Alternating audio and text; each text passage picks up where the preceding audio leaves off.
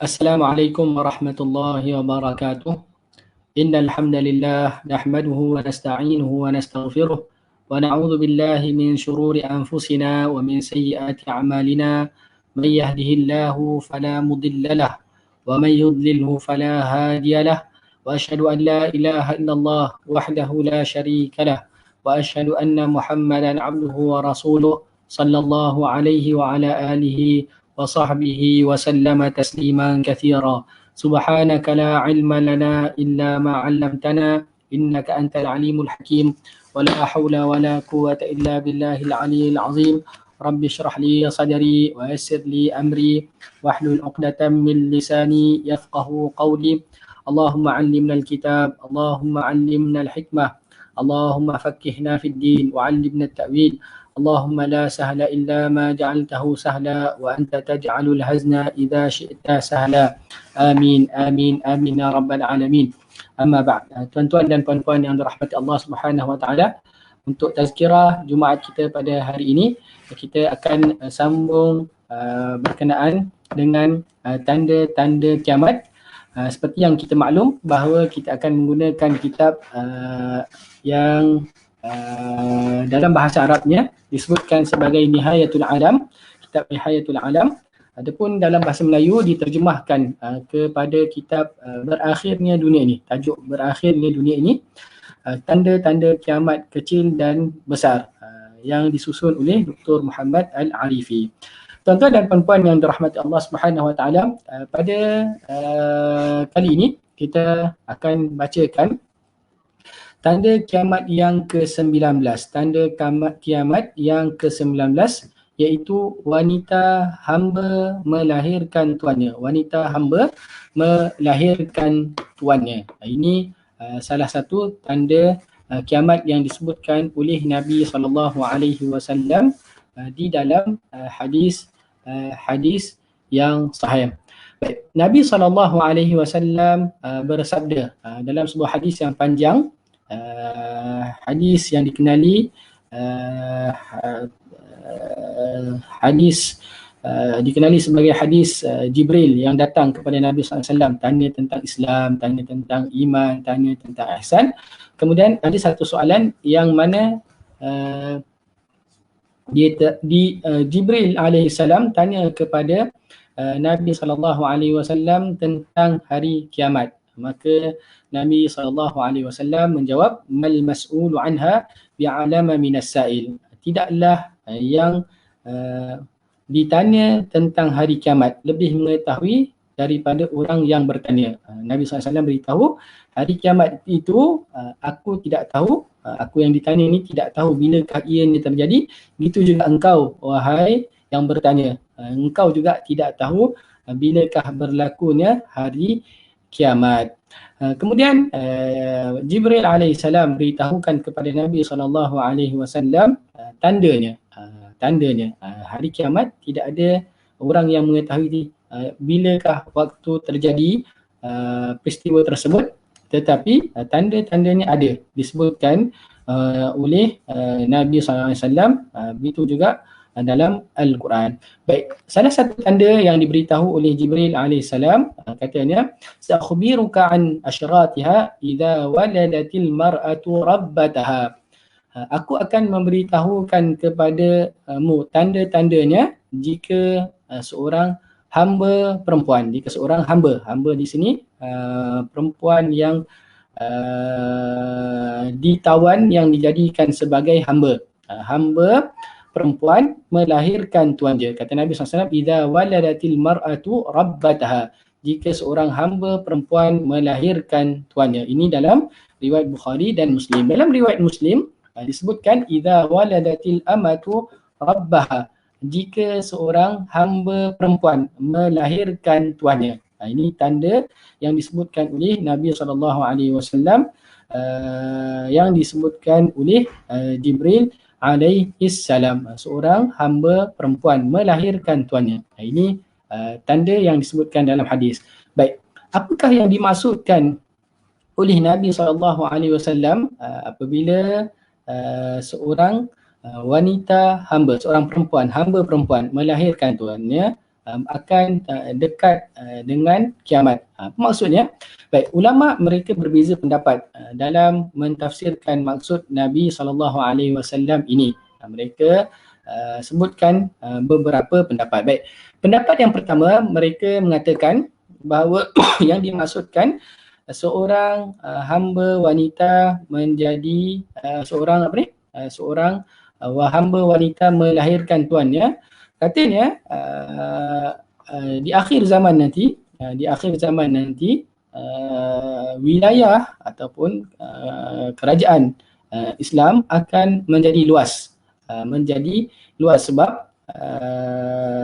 kaum muslimin mereka pergi keluar untuk berjihad, dan dalam jihad peperangan yang berlaku menentang kaum musyrikin, mereka mendapatkan tawanan. Tawanan ni ada yang lelaki, ada yang perempuan. Jadi tawanan yang perempuan ini mereka jadikan hamba kepada mereka. Bila mereka dapat hamba perempuan, maka mereka bersama dengan hamba tersebut sehingga hamba tersebut mengandung. Kemudian lahir anak. Maka anak ini adalah anak yang merdeka sebab tuannya merdeka. Bapanya seorang yang merdeka. Anak ini adalah anak yang dianggap sebagai orang yang merdeka, bukan hamba. Berbeza dengan ibunya. Ibunya adalah seorang hamba. Jadi bapanya seorang merdeka, ibunya seorang hamba. Apabila lahir daripada mereka berdua, maka anak ini adakah dia hamba ataupun merdeka, maka kita kata anaknya adalah berstatus merdeka. Maka seolah-olah seorang ibu telah melahirkan tuannya.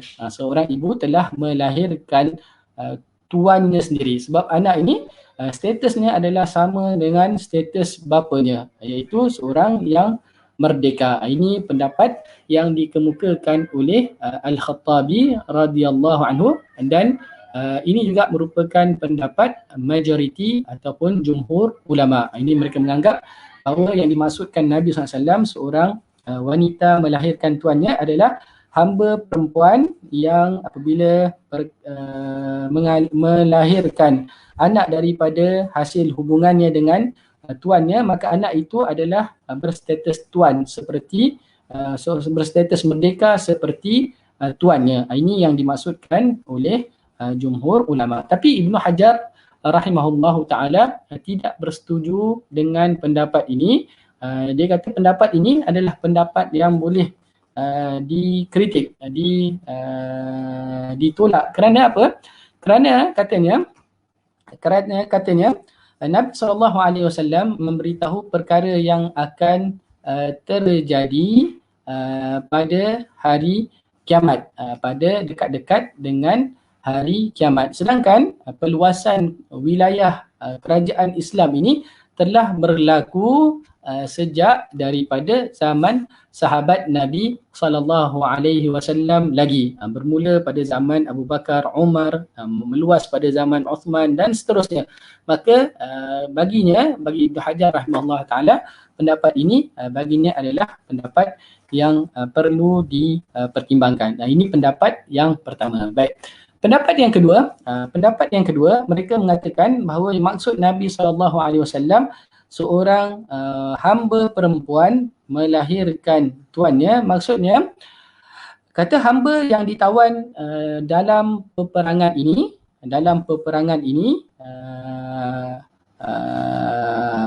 tuannya bersama dengannya, lahir anak.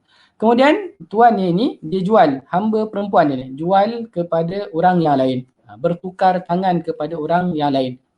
Apabila sampai kepada tuan yang lain dijual lagi, sampai pada tuan yang lain dijual lagi, sampai pada tuan yang lain jual lagi, sehingga akhirnya anak dia beli dia, sedangkan anak dia tidak sedar bahawa itu sebenarnya adalah ibunya dulu. Ini pendapat sebahagian ulama yang lain. Jadi seolah-olah seorang perempuan, hamba perempuan melahirkan tuannya. Satu masa nanti ibunya akan menjadi hamba kepada dirinya. Dia tak tahu bahawa tuan ini dulu adalah hamba, tuannya ini dulu adalah anak yang dilahirkan hasil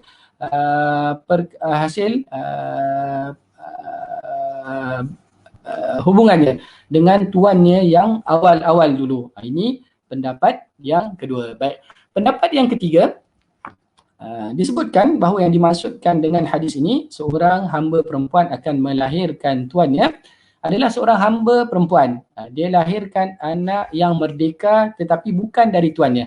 Seorang wanita hamba, dia ada tuan.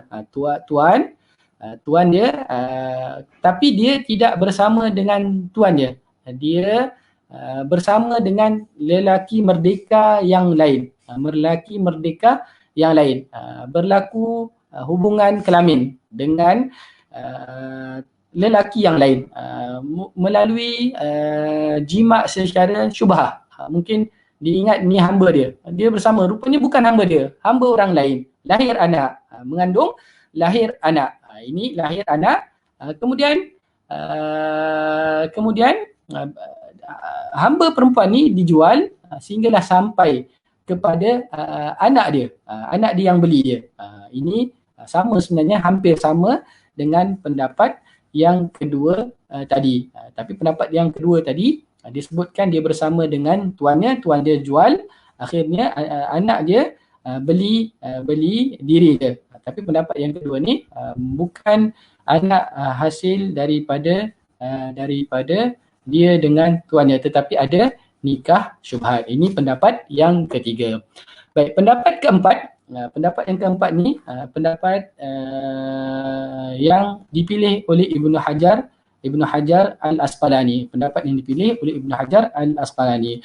Katanya maksud Nabi SAW seorang hamba perempuan melahirkan tuannya adalah banyak berlakunya perbuatan derhaka kepada ibu yang dilakukan oleh anak-anak. Jadi maksud Nabi SAW seorang hamba perempuan melahirkan tuannya adalah perumpamaan bahawa nanti di akhir zaman anak-anak akan menjadikan ibu bapanya seperti tuan mereka. Anak dijadikan ibunya seperti hamba mereka. Jadi anak ni dia bersikap seperti seorang tuan, sedangkan ibunya dia buatkan seperti hamba. Dia cela ibunya. Biasanya pada zaman dahulu seorang tuan dia yang akan mencela hambanya. Dia pukul hambanya. Ni pada akhir zaman nanti seorang anak dia akan pukul ibunya. Dia akan pukul ibunya, ataupun dia akan suruh ibunya buat macam-macam perkara. Biasanya pada zaman dahulu seorang majikan, seorang tuan dia akan suruh hambanya untuk buat pelbagai kerja. Tapi pada akhir zaman anak dia akan suruh ibu bapanya buat pelbagai kerja. Dia ini yang dipilih oleh Ibnu Hajar. Jadi ini menunjukkan banyaknya berlaku perbuatan derhaka kepada ibu. Anak-anak derhaka kepada ibu. Seolah-olah anak adalah tuan, ibu adalah hamba. Ini pendapat yang dipilih oleh Ibnu Hajar rahimahullahu taala. Kerana apa? Kenapa Ibnu Hajar rahimahullahu taala pilih pandangan ini? Beliau berpendapat kerana ini adalah lebih umum. Ini yang banyak terjadi. Kemudian kalau kita lihat dari konteks hadis ini, Nabi SAW nak sebutkan bahawa di akhir zaman nanti keadaan sudah terbalik. Biasanya pada zaman tersebut anak yang berkhidmat kepada ibu bapa, anak ni seperti hamba kepada ibu bapanya. Tetapi di akhir zaman sudah terbalik, di mana keadaan sudah sebaliknya. Anak pula yang menjadi seperti tuan, ibu seperti hamba. Ini dua sebab kenapa Ibnu Hajar rahimahullah taala memilih pendapat ni. Dan kalau kita lihat pendapat ni lebih tepat dan itulah yang terjadi. Sebab kalau kita lihat pada tanda-tanda kiamat, biasanya dia akan isyaratkan kepada perkara yang belum lagi berlaku pada zaman Nabi SAW. Zaman Nabi SAW, anak-anak ini adalah berkhidmat ataupun seumpama hamba kepada kepada ibu bapa mereka. Tapi Nabi SAW nak beritahu bahawa perkara tersebut telah terbalik, telah berubah. Keadaan menjadi semakin teruk, yang mana anak pula yang menjadi seperti tuan, ibu dijadikan seperti hamba. Ini pendapat yang dipilih oleh Ibnu Hajar rahimahullahu ta'ala. Ini pendapat yang keempat. Baik, pendapat yang kelima, pendapat ini pendapat yang dipilih oleh Ibnu Katsir rahimahullahu ta'ala. Pendapat Ibnu Katsir katanya, maksud Nabi SAW seorang hamba perempuan akan melahirkan tuannya. Maksudnya dia kata hamba-hamba wanita ni pada hari kiamat mereka akan mendapat kedudukan yang dihormati. Sebab apa? Mereka tinggal ataupun hidup bersama dengan pembesar-pembesar. Mereka menjadi apa? Menjadi pendamping kepada pembesar. Maksudnya apa?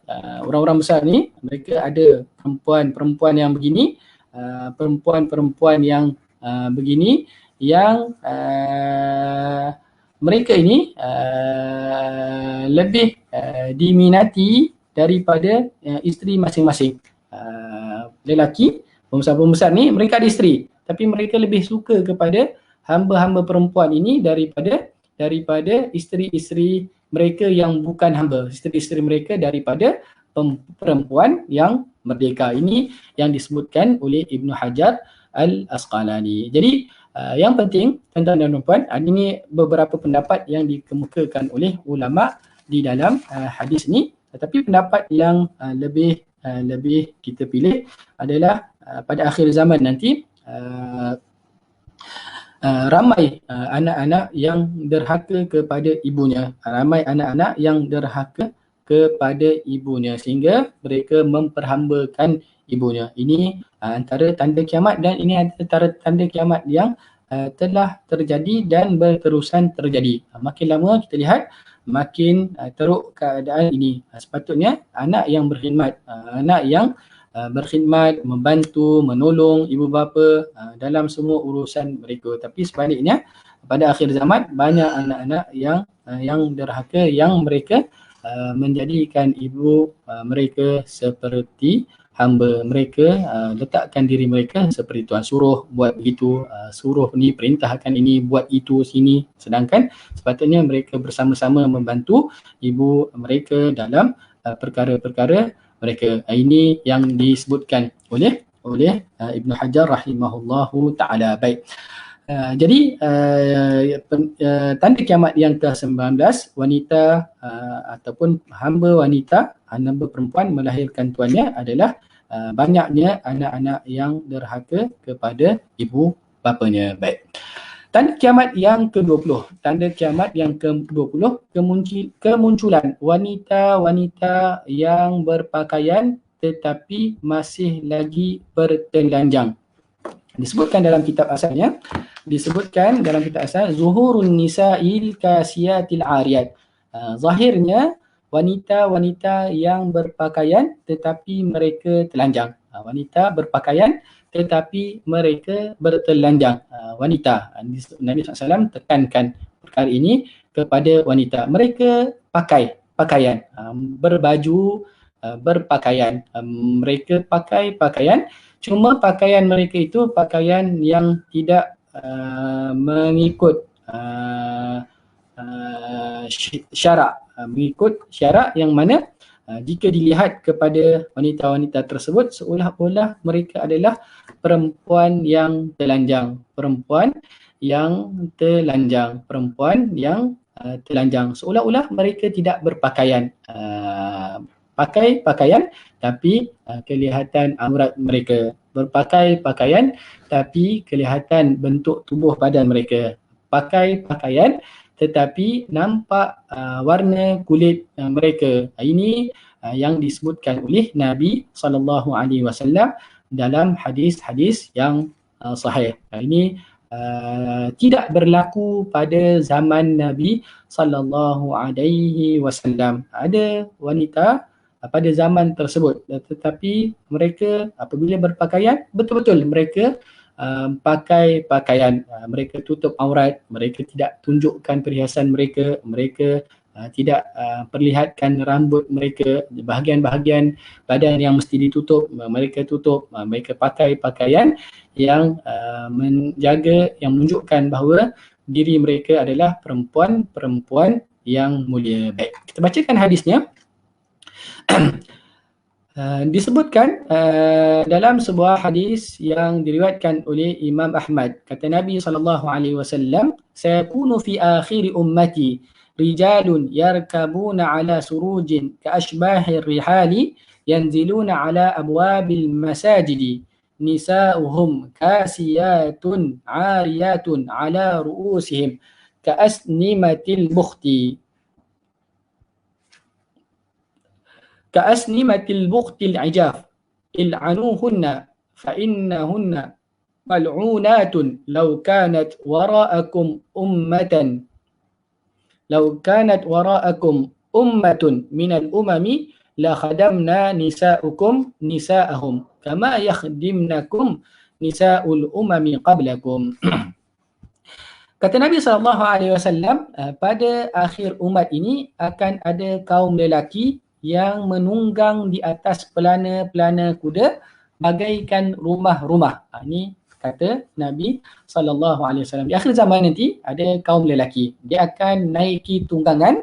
Nabi SAW gambarkan bagaimana tunggangan mereka bagaikan pelana, di atas pelana kuda bagaikan rumah-rumah. Bagaikan rumah-rumah. Kuda dia biasanya dia ada pelana di atasnya, tempat nak diletakkan di atas kuda tersebut, kemudian duduk di atasnya. Tapi Nabi SAW sebutkan bagaikan rumah-rumah tersusun. Sebagai ulama seperti Syekh Yusuf bin Abdullah Al-Wabil, dalam tesisnya dia kata yang dimaksudkan di sini adalah kenderaan, kereta kenderaan. Dia kata itu gambaran yang Nabi SAW sebutkan tentang kereta pada akhir zaman. Ini pendapat yang beliau sebutkan dalam tesisnya tentang hari kiamat. Baik, katanya pada akhir umatku, pada akhir zaman akan ada kaum lelaki yang menunggang di atas pelana-pelana kuda bagaikan rumah. Ini kita sebutkan beliau berpendapat bahawa ini adalah kereta ataupun kenderaan-kenderaan yang ada pada akhir zaman. Mereka turun di pintu masjid. Mereka bawa kenderaan mereka tu, kereta lah kita katakan. Kemudian mereka berhenti sampai di depan pintu masjid. Ini yang terjadi pada masa kita dan sebelum kita. Mereka sampai terus ke masjid. Mereka pergi masjid juga. Dan kenderaan ini mereka gunakan untuk menunaikan salat. Ini pendapat beliau berpendapat bahawa yang dimaksudkan adalah kereta. Baik. Ini beliau sebutkan dalam buku beliau Asyratus Sa'ah. Disebutkan di sini dia kata wa hadhihi isyaratun ila al-marakib al-wathira al-mawjudah fi as-sayyarati fi hadha al-'asri. Dia kata ini isyarat kepada kenderaan-kenderaan yang ada daripada kereta pada zaman kita ini. Fa innaha qad sarat fi hadhihi al-azman marakibun li'umumin nasi minar rijali wan nisa. Kenderaan-kenderaan ni, kereta-kereta ini telah menjadi tunggangan yang dinaiki oleh manusia, sama ada lelaki dan perempuan, yarkabunaha ilal masajidi wa ghairiha, mereka menaikinya ke masjid dan juga ke tempat-tempat yang lain. Ini kata beliau. Kemudian ini sifat lelaki pada akhir zaman. Ini sifat lelaki pada akhir zaman. Kemudian disebutkan tentang sifat Nabi SAW sifatkan perempuan pada akhir zaman. Nabi SAW katakan nisa'uhum kasiyatun ariyatun ala ru'usihim ka'asnibatil bukhtil ajaf. Baik, wanita-wanita mereka, perempuan-perempuan mereka berpakaian tetapi telanjang. Nabi SAW beritahu pakaian mereka pakai pakaian, pakai baju. Kalau kita kita lihat dia pakai baju, tapi dalam masa sama seolah-olah tidak berbaju. Dedah sana, dedah sini, nampak sana, nampak sini.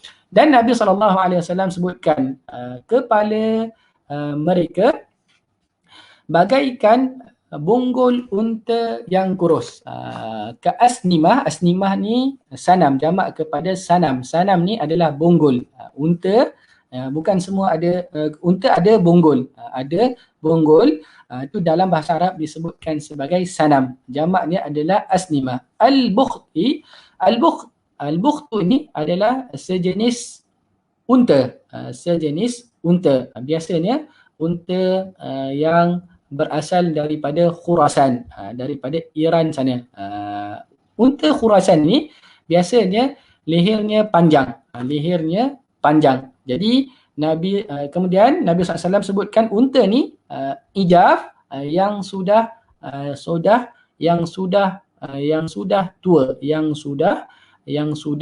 yang kurus, yang sudah tua. Nabi SAW samakan rambut mereka seperti bonggol unta yang panjang lehernya, yang mana dia adalah kurus. Ini sifat yang Nabi SAW gambarkan tentang perempuan pada akhir zaman. Jadi mereka memakai pakaian, tapi pakaian mereka itu tidak sempurna, sehingga seolah-olah mereka telanjang, tidak berpakaian, seolah-olah berbogel. Dan rambut mereka itu adalah rambut yang mereka buat sehingga kelihatan seperti bonggol unta Khurasan yang mempunyai leher yang panjang, yang kurus. Ini disebutkan oleh Nabi SAW. Kalau pergi salon, dia buat rambut tu naik ke atas. Rambut sebenarnya kalau diletakkan tak seperti itu, tapi dibuat rambut itu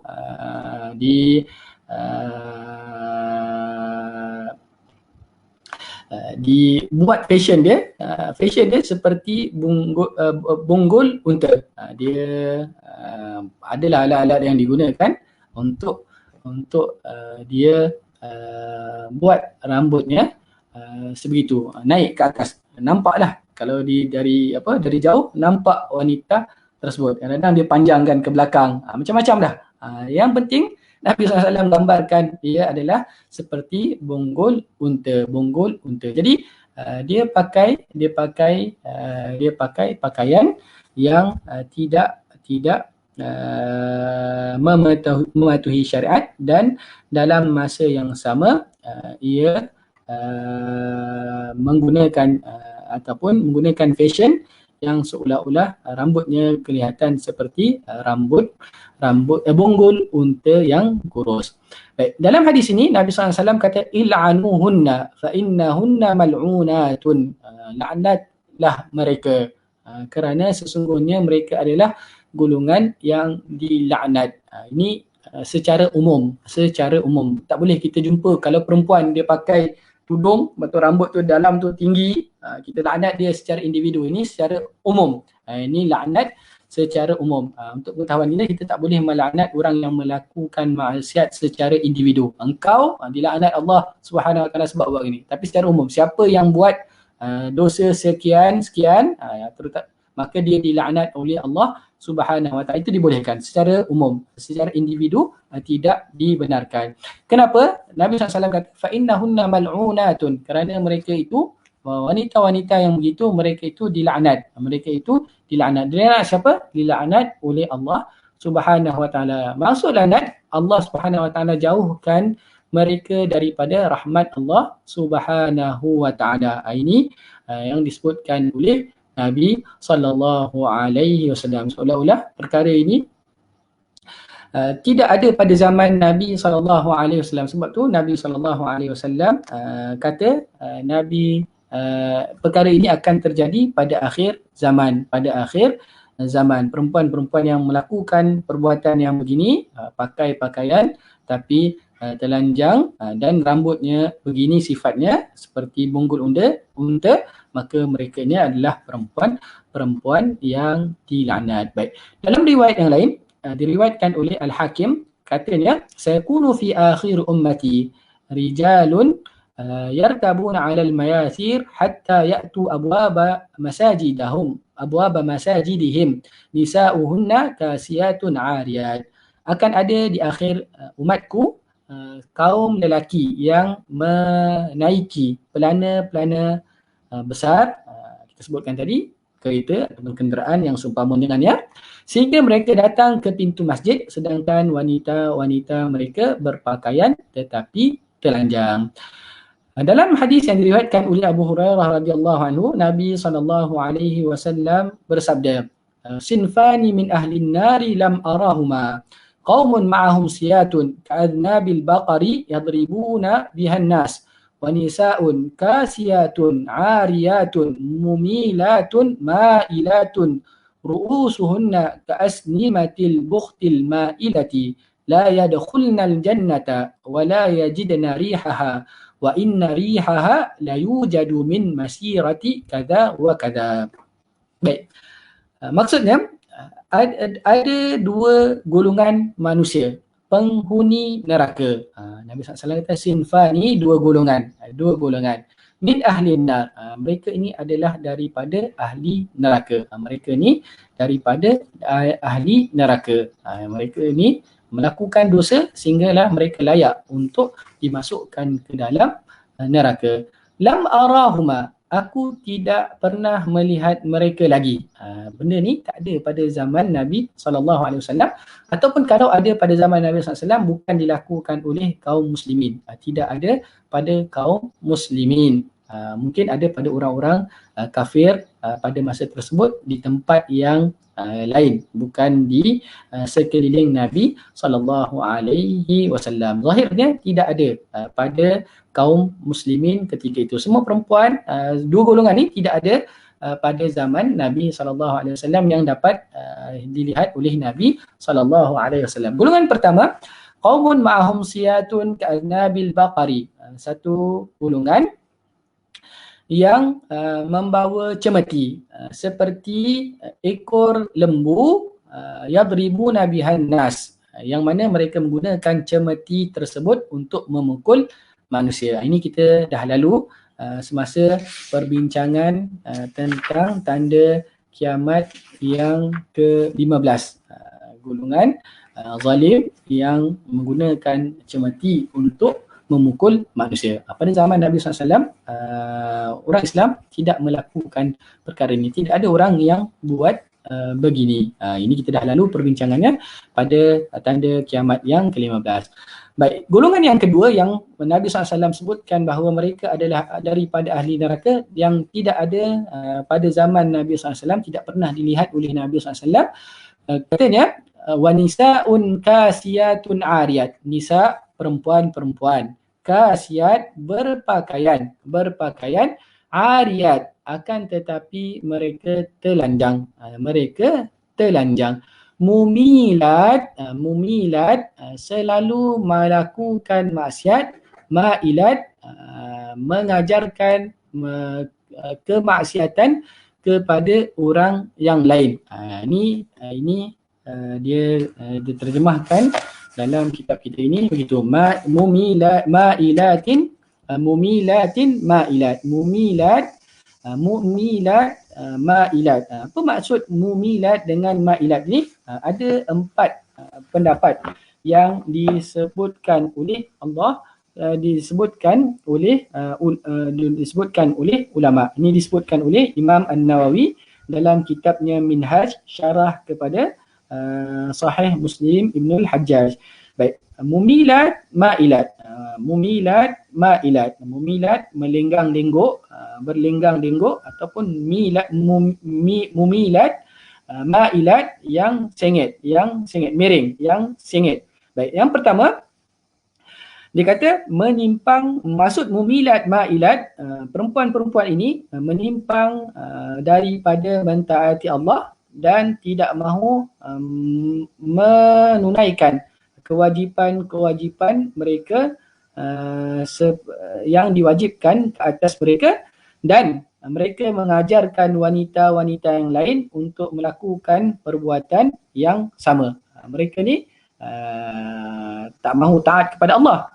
Bukan sahaja mereka tidak mahu taat kepada Allah, mereka ajarkan lagi kepada orang yang lain, wanita yang lain, supaya tidak taat kepada Allah. Ini maksud mumilat, mailat. Baik. Yang kedua, disebutkan bahawa mumilat, mereka berjalan dengan sombong. Mereka berjalan dengan, dia kata sebut sini apa? Mailat mutabakhtiratun fi mishyatihinna. Mereka sombong dalam cara jalan mereka. Mereka berjalan, cara jalan mereka tu cara jalan orang yang sombong. Mumilatun aktafihinna, dan mereka melenggang-lenggokkan bahu mereka. Mereka jalan dengan sombong, dan mereka menggoyang-goyangkan bahu mereka.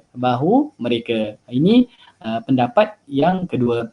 Yang seterusnya, yang ketiga, mailatun yamtashitnal mishtatal maila wahia mishtatul baghaya ma'rufatul lahunna wa mumilat yamshatna ghairahunna tilkal masya. Yang ketiga, pendapat yang ketiga, dia kata mailat, mereka menyikat rambut mereka dengan satu cara menyikat rambut yang biasanya digunakan oleh para pelacur.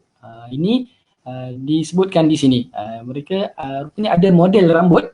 Model ni orang-orang yang baik tak guna, pelacur-pelacur yang guna. Ini diketahui oleh mereka, dan mereka sikatkan rambut orang lain dengan cara ataupun model yang sama. Ini pendapat yang ketiga. Yang keempat, mailatun ila rijal. Mailatun ila rijal, mumilatun lahum bima yubdina min zinatihinna wa ghairiha. Mailat, mereka ini cenderung kepada lelaki. Mereka suka kepada lelaki. Mumilat, mereka buatkan wanita lelaki tertarik kepada mereka. Ini mereka buat sesuatu yang menarik perhatian kaum lelaki kepada mereka. Mereka suka kepada lelaki, cenderung kepada lelaki, dan dalam masa yang sama mereka buat sesuatu yang menyebabkan lelaki tertarik kepada mereka. Ini kata Nabi SAW di dalam hadis ini. Jadi Nabi SAW kata, aku tak pernah lihat golongan ini. Aku tidak pernah melihat golongan ini. Baik, apa kata Nabi SAW? Kita balik semula. Wanita-wanita, perempuan-perempuan yang berpakaian tetapi mereka telanjang, mumilat, mailat. Kita sebutkan tadi 4 pendapat yang dibawakan oleh Imam An-Nawawi. Ru'usuhunna ka'asnimatil bukhtil mailah. Rambut mereka seperti bonggol bukh unta khurasan tadi, al-mailah yang sengit. Dia buatlah fashion dia ataupun model rambut dia tu seperti naiklah, zahirnya naik tinggi. Kan kita boleh lihat sebenarnya ada perempuan-perempuan kalau kita lihat, kalau dia pakai dia buat sanggul, dia simpan belakang, tak nampak, kita tak nampak pun bentuk rambut dia, tapi ada perempuan dia naikkan, dia naikkan ke atas. Kita lihat mereka pakai tudung tapi rambutnya dinaikkan, sehingga lelaki-lelaki tertarik tengok untuk mereka. Kemudian Nabi SAW kata, la yadkhulnal jannata, mereka tidak akan masuk ke syurga. Mereka tidak masuk ke syurga. Ini sebenarnya ancaman kepada mereka. Ini sebenarnya ancaman kepada mereka. Maksudnya, kalau mereka beriman, jika mereka beriman, maka mereka ini akan diazab oleh Allah Subhanahu wa taala jika Allah tidak ampunkan dosa mereka. Kalau Allah ampunkan daripada awal, maka mereka boleh masuk syurga. Jika Allah tidak ampunkan dosa mereka, maka Allah Subhanahu wa taala akan masukkan mereka dulu ke dalam neraka, diazab dalam neraka. Jika mereka masih beriman, mereka mempunyai iman, maka mereka akan akhirnya dimasukkan ke dalam syurga. Tapi kalau orang kafir, mereka langsung tidak akan masuk ke dalam syurga. Kemudian kata Nabi SAW, wala yajidna rihaha wa inna rihaha la yujadu min masirati kada wa kada. Dan mereka ini, dua golongan ini, lelaki yang mempunyai cemeti, yang memukul manusia dengan cemeti tersebut, dan perempuan yang disebutkan sifat-sifatnya tadi, mereka tidak akan mendapatkan bau wangian syurga. Mereka tak dapat bau harum syurga. Walhal bau wangi, bau harum syurga itu dapat dicium dari jarak yang sangat jauh. Sekian, maksudnya dari satu jarak yang jauh. Syurga ni sangat-sangat wangi. Dari jauh lagi sudah dapat dicium bau wanginya syurga. Tetapi dua golongan ini, Nabi SAW sebutkan mereka tidak akan dapat bau wangian syurga, walaupun wangian syurga itu dapat dihidu daripada jarak yang jauh. Sebenarnya ini ancaman dan peringatan kepada mereka supaya tidak melakukan perbuatan ini. Baik, yang penting tanda kiamat yang disebutkan di sini adalah wanita-wanita yang berpakaian tetapi telanjang. Mereka mempunyai sifat mumilat, ma'ilat, dan rambut mereka adalah seperti bunggul unta bukht yang berasal daripada Khurasan. Baik. Dalam riwayat yang lebih jelas, Abu Hurairah radhiyallahu anhu berkata, Nabi SAW bersabda, "Inna min asyratis sa'ah an tazhara thiyabun talbasuha nisa'un kasiyatun 'ariyat." Sesungguhnya di antara tanda-tanda kiamat, Nabi sebutkan beberapa tanda kiamat, antaranya banyaknya, zahirnya pakaian-pakaian yang dipakai oleh kaum wanita. Mereka berpakaian tetapi telanjang. Jadi ini berita ataupun perkara yang diberitahu oleh Nabi SAW dan ianya telah terjadi. Ini mukjizat yang disampaikan oleh Nabi SAW. Dulu tak ada. Pada zaman itu kaum muslimin tak ada begitu. Tapi kalau kita lihat pada zaman sekarang, wali'ayazubillah, kita dapati ini tersebar dengan luas. Perempuan pakai pakaian yang tidak menutup aurat, banyak. Perempuan yang pakai pakaian yang memalukan. Sepatutnya perempuan tak pakai pakaian yang begitu, tutup sikit-sikit saja. Yang dizahirkan lebih banyak daripada yang ditutup. Sedangkan itu tidak berlaku pada zaman Nabi SAW. Ada yang berpakaian tapi ketat. Semua sudut bentuk tubuhnya kelihatan.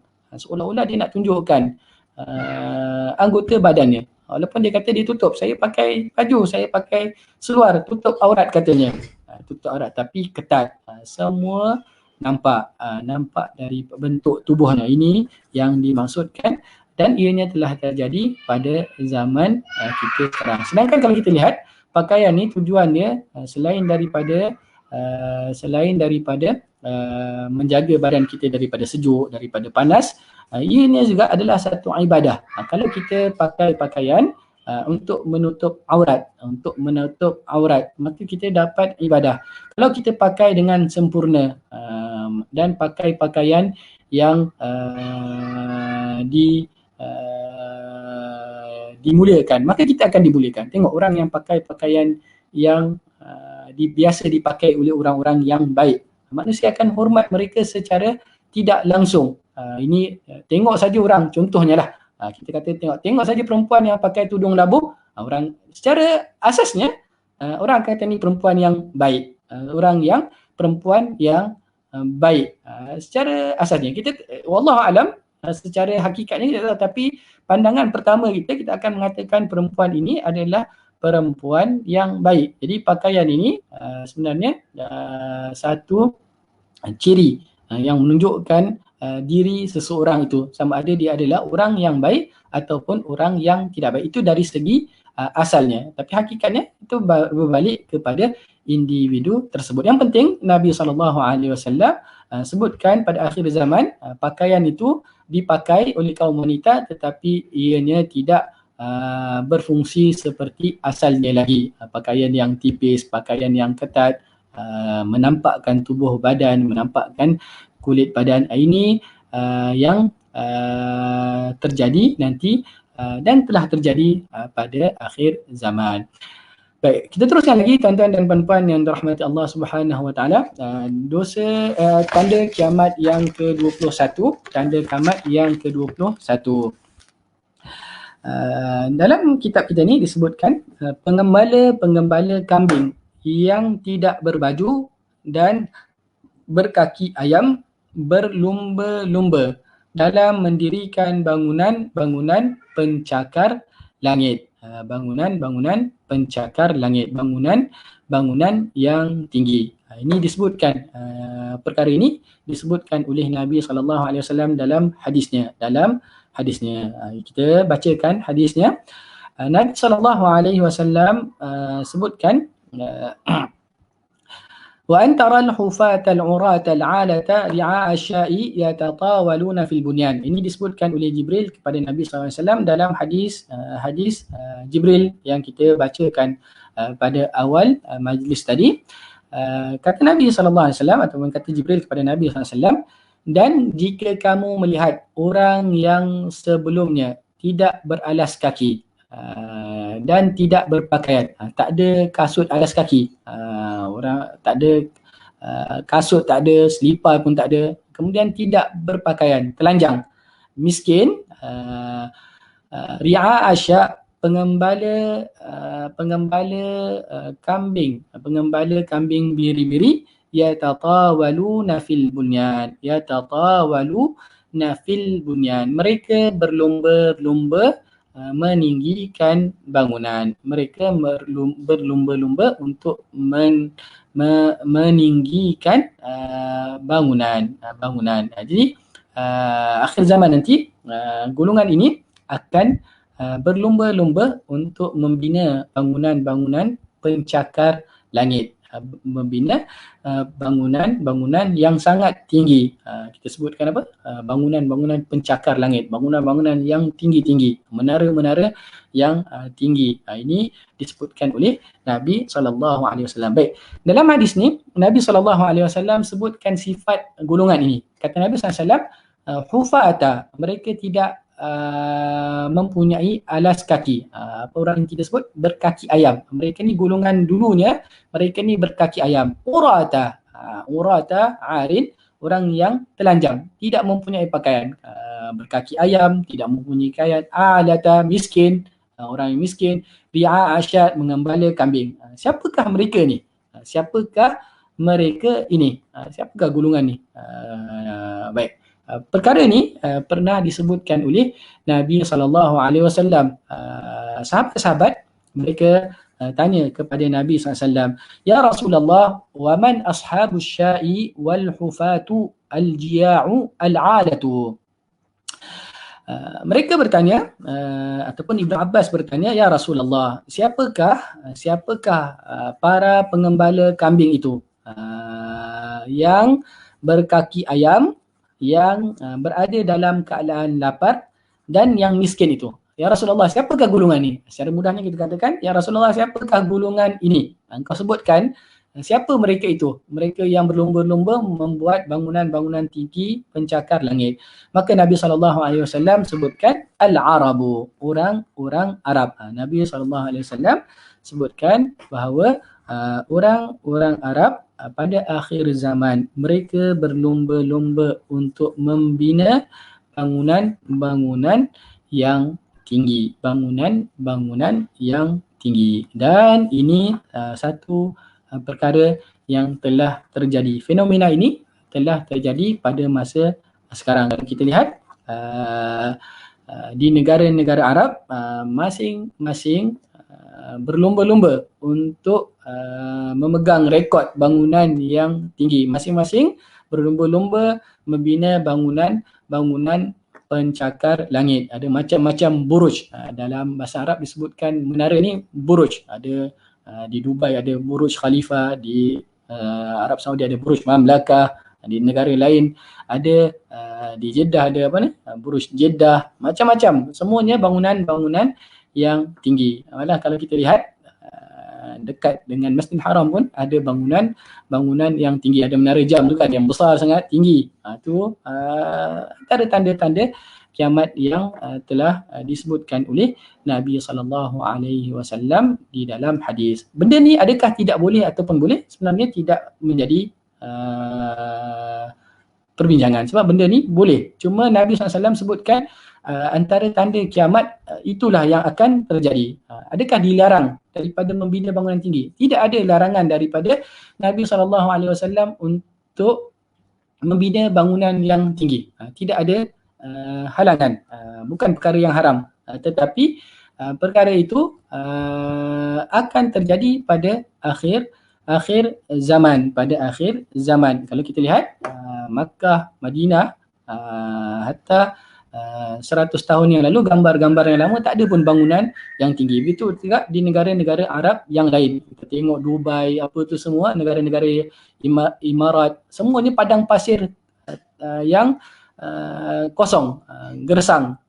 Tidak ada apa-apa. Tapi kalau kita tengok dalam beberapa tahun, dalam 40 tahun, 50 tahun ni, apabila mereka dapat minyak, maka tiba-tiba mereka berlumba-lumba untuk membina bangunan-bangunan yang tinggi. Dan sebenarnya ini adalah mukjizat yang akan terjadi dan pasti terjadi, dan ianya telah terjadi pada masa kita sekarang. Mungkin kalau kita beritahu hadis ni pada zaman Umar ataupun pada zaman tabi'in, mereka akan kata mana ada bangunan tinggi.